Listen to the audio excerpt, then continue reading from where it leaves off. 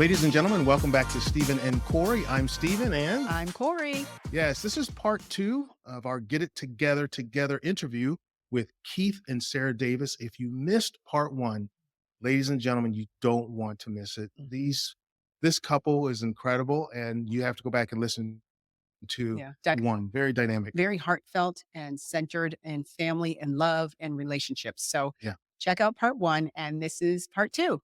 We hope you enjoy it.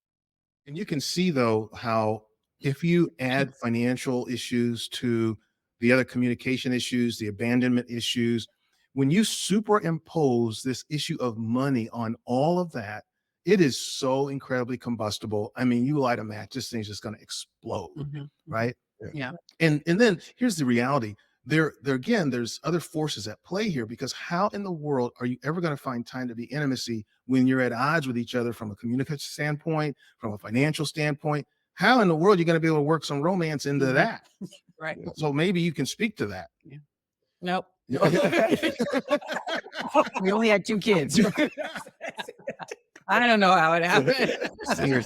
Well, in reality, I think because it's like a triangle: communication, intimacy, and finance.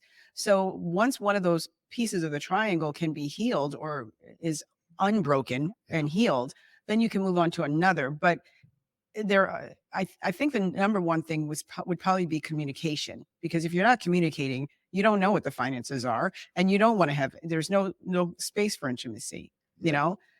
Yeah. And the funny part about that, just thinking back, so you got to understand, in just painting this word picture.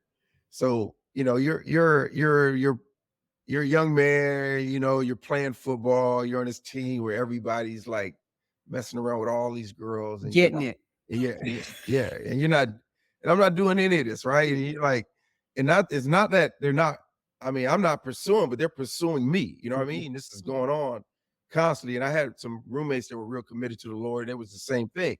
So we're like resisting all of this. And then you're at the top peak of your performance and muscularity and everything. So sex drive. So your testosterone level is off the charts.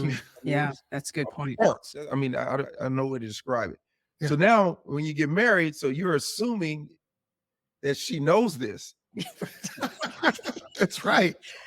Well said. Yeah. And women are like, you're just a man. Yeah. Just my husband.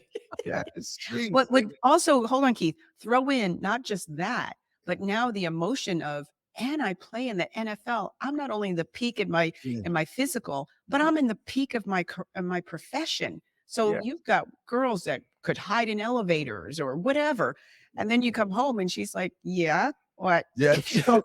I don't know that, but I'm just saying, women out there, realize when your husband, even men, realize when your wife is out there on the road, don't be fooled that there's no temptation. Yeah. And it's not their fault. It just happens, especially if you marry somebody good looking. Yeah.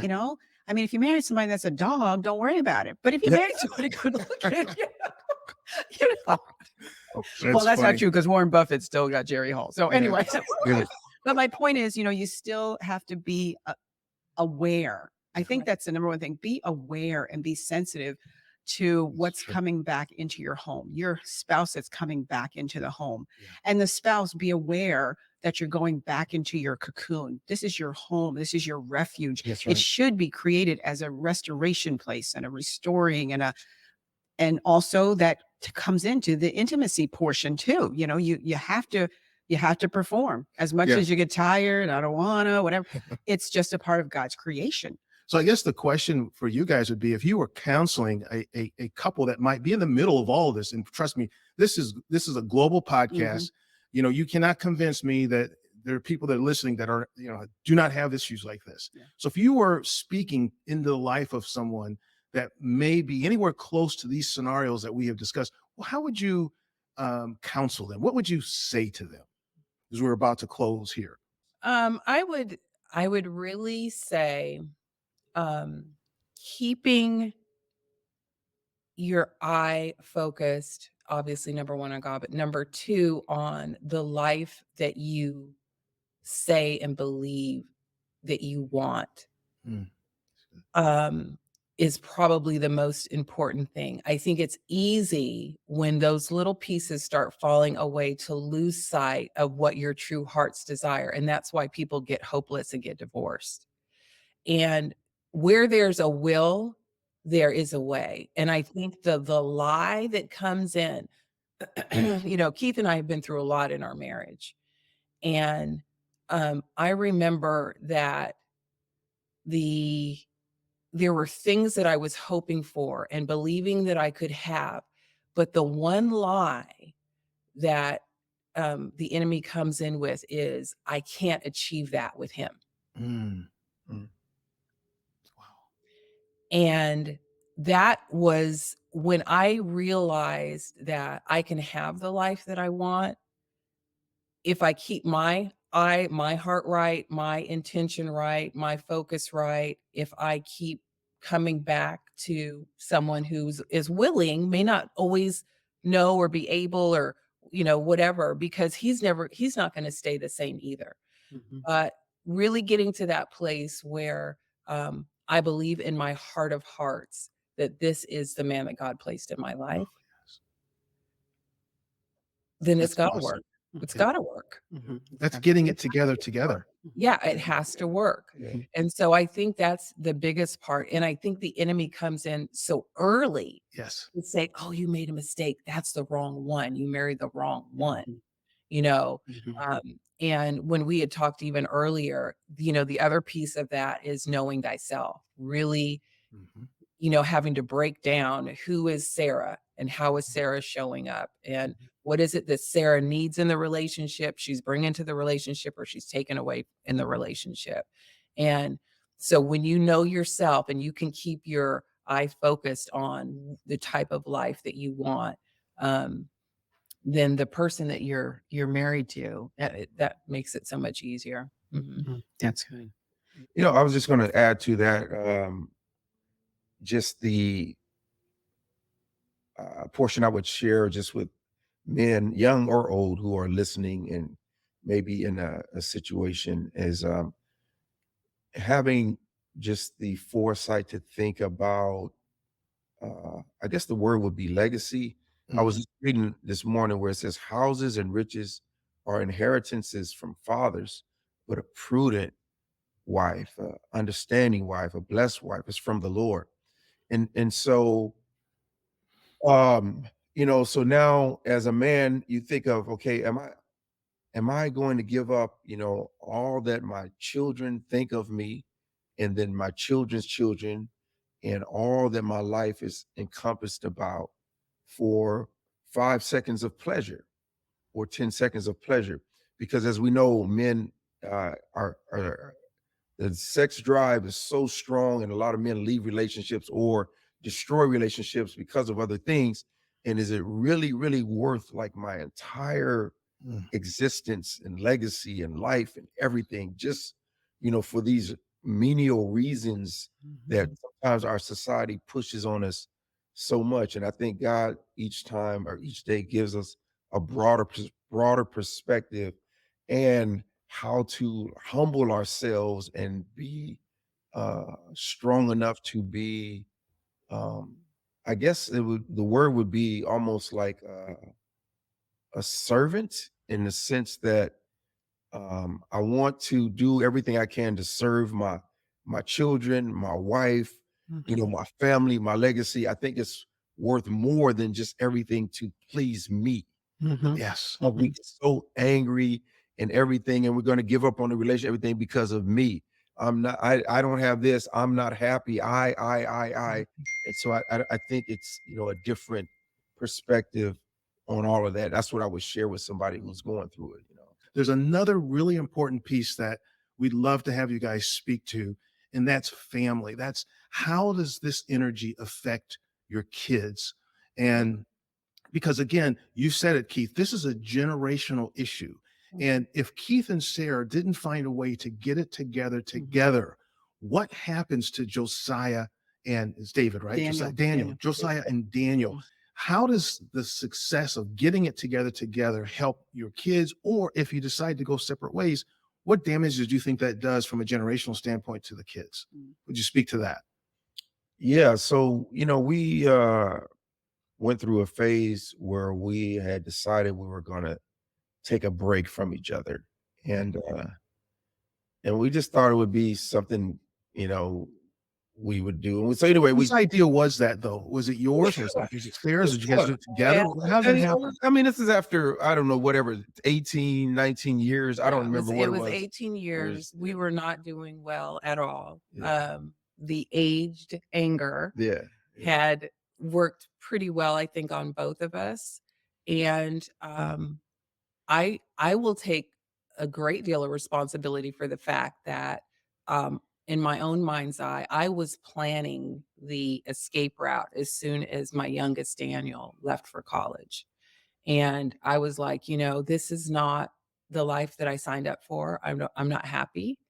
I feel like I've been a single mom for a good portion of my life in terms of just my loneliness factor.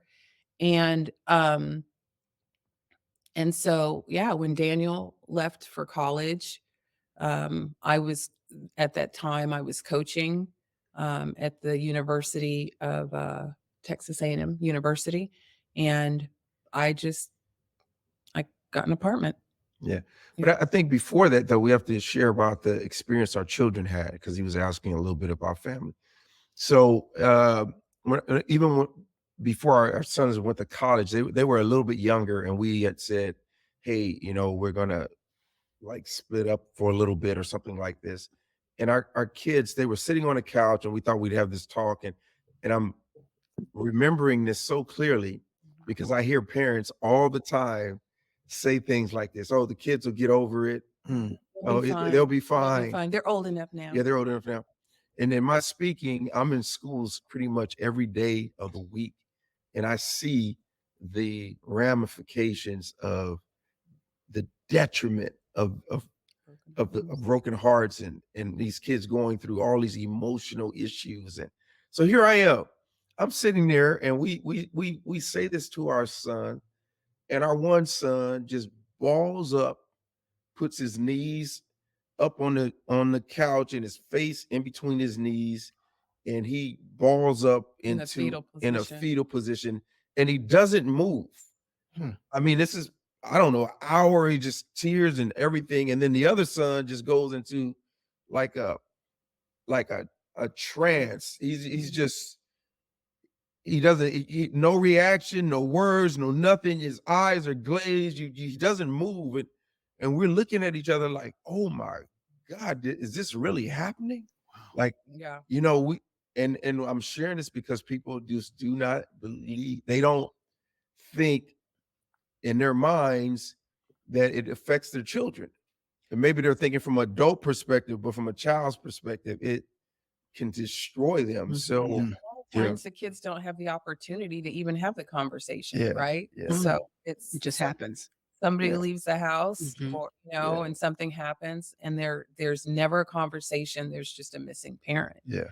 And so you don't get to see that type of response in real time, how your choices are actually impacting your kids. So when we saw that, we said, hey, we can't do this. So we didn't.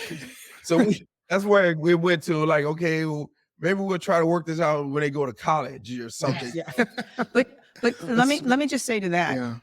the beauty in being able to, it's not a fear, it's a jolt to see your sons in that reaction. But the beauty is that you got to see it. Yeah. Like you said, some parents don't get to see it. Some children, they may have to go into another room and the parents don't follow them. And this is your offspring. This is your DNA. This is who, you created. It's not like it's a kid over there. So the beauty in that you can share that to these parents who don't even realize, because they're listening. Like you said, some people say, oh, they'll get over it. Yeah. They're resilient. Yeah. And So go ahead. Go ahead. Come with tears in their eyes to me. Middle school, high school, even college, still feeling the pain of their parents split up 3 years, 4 years, 5 years, 8 years. It's amazing. And then even, I don't want to get into names or family members, but we know of kids whose parents, they split up when they were in college, and they still had emotional trauma from Right. that, and you're thinking, okay, they're almost grown. How can it affect them? But it does. Mhm. Yeah. And so that's just more of a reason, I think, and this one of the reasons, I guess, this podcast is very important, and the people you're sharing with is just to shed light and truth, Yeah. because we need a light to battle the deceptions and lies Yes. that, do your thing, do what makes you happy, do you, and you're doing you while you're destroying other people that Right. you really, really don't want to destroy. Mhm. And, So, it's not just the breaking of a family. I think it's a breaking of identity as well, yeah, because there is a thought and belief matrix that every family has. Yes. And, especially when you build that foundation on the word, and you've been, teaching your children the word and having a relationship with God and how to move through life in a certain way, that will give you the access to um, success and wholeness and Yeah. peace and all of those things. And yet it's not working for you, Yeah. and then that in itself is a model. Mhm. So, um, you know, again, going back to that word hopelessness, there's that hopelessness that a child immediately feels because they're going through their own maturation process. Mhm. They've Mhm. got things going on at school with the, teachers, friends, and all of those things. And then to come home to some place where they think is stable and they know what the expectation is, even if it's not a perfect home, they know what to expect when they're yeah, home, yeah, you know. yeah, yeah. And then to have that kind of rug pulled out from under them is just literally destabilizing Mhm. who they are as growing humans. So it was Because very in general, home is not the building. Home is the family, Yeah, because the house is the house. Yeah. And you create whatever that home is. Like you said, Sarah, even if they're coming home into something that's not stable, at least they know that's their home. That's the Right. safest place they can be. And then you tear that apart. It's like, Yeah. now I have no home feeling. Yeah. Yeah. Mhm. And one of the things I'd like to share, I think that was a real point of hope and encouragement for me, and at least keeping my perspective right when we were going through our challenges. Um, so I began to listen to a lot of information, just again, things maybe that could help me become a better man, a better person, a better father, all of these different things. But I remember a gentleman sharing some research and studies that were done at a few secular universities. And I think one of them was the University of Washington. And he had said, over the years they tracked couples that divorced, and they said that I think there was, I don't know if it was more than 80%, maybe it was 85 or something, of the couples that divorced 5 years later, after they divorced, 80 to 85% of them were not any happier Hmm. than when they were married. And he was saying, and it was so really powerful to me. And he was saying, and most of the time it's because of all the other collateral damage that has happened from that. So they're not any happier. They think, okay, I'm going to get out of this, then I'm going to be happier. I'm going to be able to do my thing. And then obviously now they're dealing with, the kids back and forth or whatever, the collateral damage of that, and the finance collateral damage of that. And then no matter what, the spouse you still have to communicate with, because you got, whether it's business or family or kids, so they never actually really leave. And so you're still dealing with them. Yeah. Wow. And then I was seeing it from a perspective of one of my teammates, because we had told him, do not divorce her, don't do it. And he just wouldn't listen. And so I'm reading this information and I'm thinking of my one of my really good friends, and he's dealing with all the collateral damage, divorce. And he says to me, I wish I would have never divorced her, Yeah. because she's not any happier. And I'm like, wow.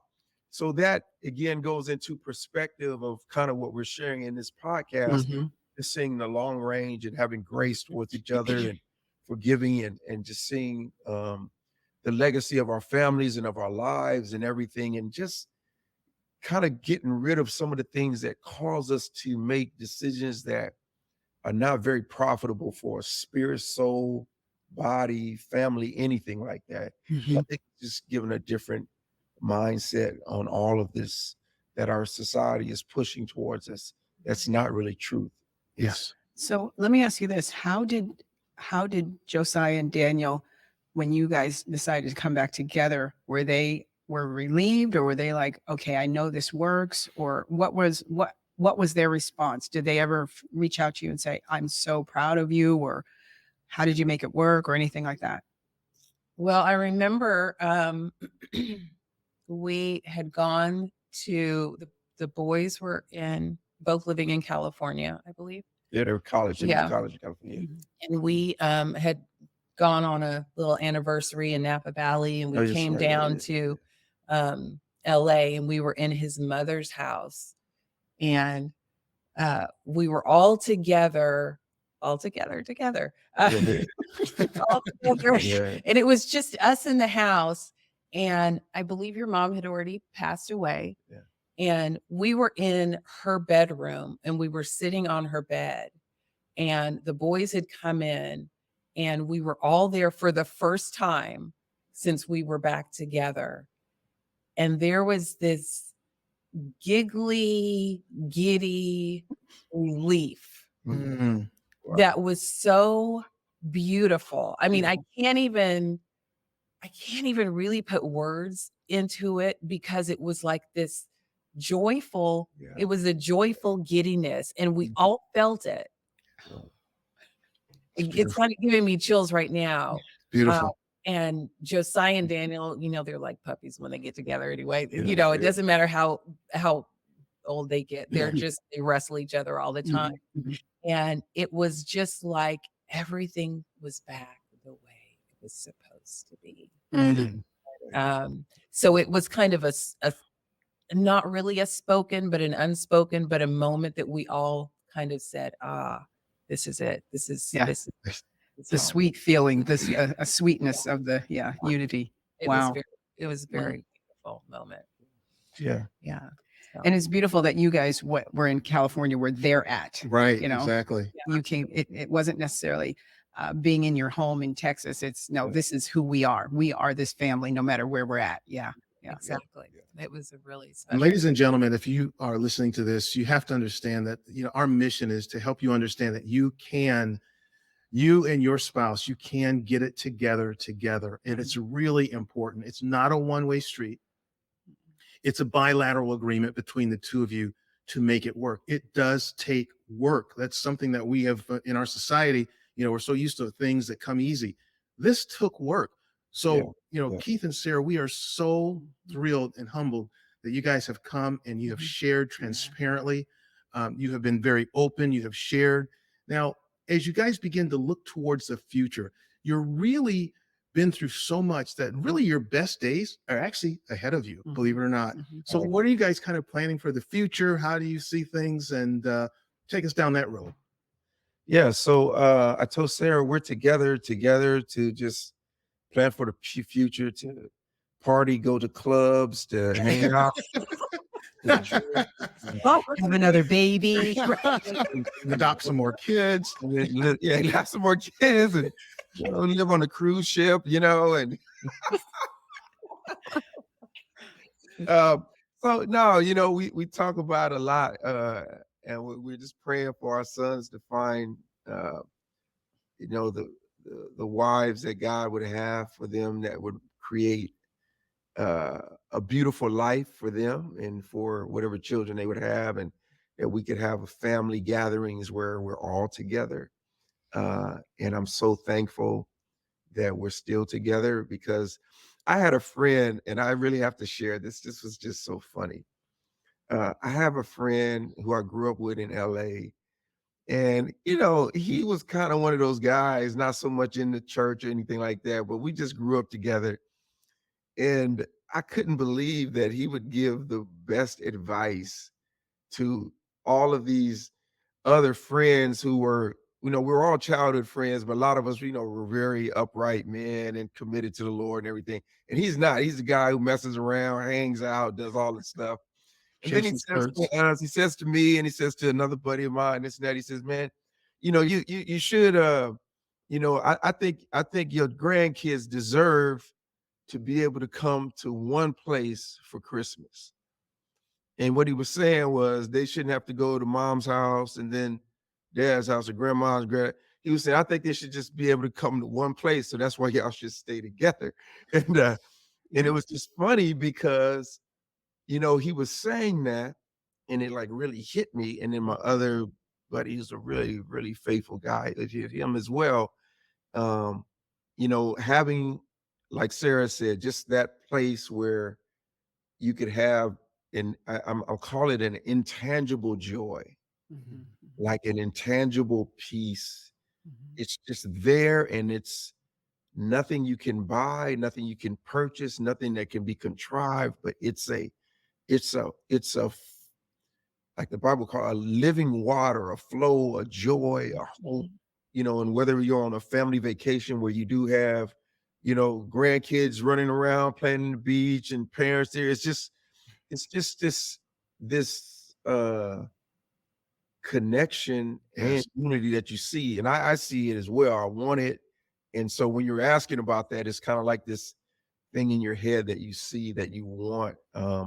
And so I think it makes it your life and your family and what you see, it's worth pushing and striving for because it's the intangible that the world cannot give you. And it takes work, like you said, Stephen, but it's worth it. It's there. So Absolutely. Absolutely. Well, guys, we're going to wrap this up. Sarah, would you have any last advice or comments? Let you me would just share? say something. So Sarah is a transformational coach, and you can hear in her words and how she's speaking about Yes. analyzing and breaking down the lifespan that they've had. These scenarios. So we're going to have her webs. Is this your website, Sarah? How do people reach you? CoachSarahDavis@gmail.com.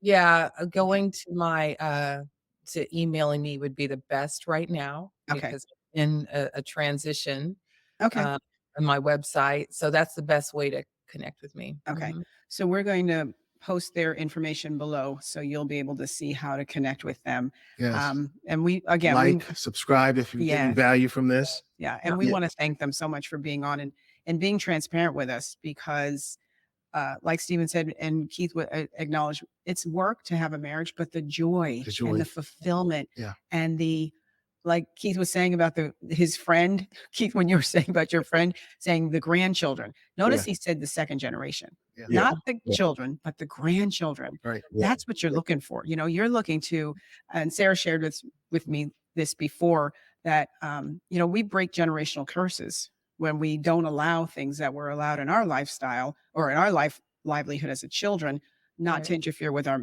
Exactly. lives that we create. And the generational curses that they've broken was that of divorce That's and right. that of running around and having multiple partners. And we all come from things like that. So realize what you can break in your marriage. You can break those curses and you can Yes. build up new foundations with joy and that giddiness and that feeling of freedom Yeah. that we all want in our families and we all desire. So again, comment below if you already have it and comment below if you don't. And if you don't, then subscribe to us and also look at their websites and get yourself free. Get It's your family funny. free. It's funny you mentioned that, Corey. So when I'm speaking a lot, whether it's young people or college or anything, I've done this theme for years called the second half. And it's just exactly what you said. I always share about a game at USC where we were predicted to lose and everybody in the nation, millions watching. And we just got totally blown out the first half. It was embarrassing. The crowd booed us at halftime. We had 0 on the scoreboard. And the team, they were running us out of our own stadium. It was embarrassing. But we went in at halftime and the coaches, they changed the entire game plan. And we came back out on the field. And because we still had time on the clock, because in the second half, the time on the clock resets, we begin to come back. And I share with people that no matter what's happened in your first half, everybody can have a great Yes. Wow. a new game plan. And so I just called it the second half. I love it. Half, Yeah. Second half. And so just what you were sharing, and I think that's the hope for all of us. Mhm. Because so many people in this arena and those who are listening have had their stories in their first half, but there's always a comeback. Like you said, change the look at your plan and change the plan. Yeah. Yeah. Great plan. Game Mhm. plan. So Thank you We for that. always Yeah. tell- always tell people you can have more if you don't settle for less. Yeah. You know, Yes. It's good. and Yes. that is really keeping your eye on the prize and saying, I'm not going to settle, Mhm. you know, for what life is throwing at me. I'm going to settle for what God has promised me, That's you it. know, and that's to have legacy and joy and peace and a marriage that's flourishing and children that are flourishing. So you can have more if you don't settle for less. I love This it. is so good. Yeah. Awesome energy. Yeah. Wow. Yeah. This is why Incredible. there are friends. Yes. Yes. Ladies and gentlemen, we hope you have enjoyed this Yes. as much as we have. Yes. Yes. And we look forward to communicating even more and Mhm. sharing more stories like Keith and Sarah Davis, getting it together. yeah. Take care, guys. All right.